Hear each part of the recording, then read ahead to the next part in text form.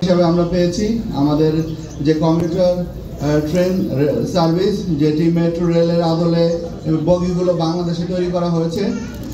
আমাদের মাঝে আমাদের সম্মানিত পুলিশ সুপার মহোদয় উপস্থিত আছেন।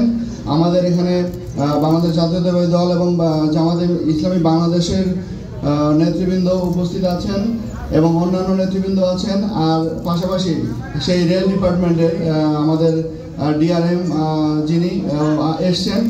আমরা প্রথমেই ডিআরএম সাহেবকে বলবো যে আপনার রেল সম্পর্কে কিভাবে চলবে, কতবার চলবে, এই সম্পর্কে আপনি আমাদের একটু ধারণা দেবেন।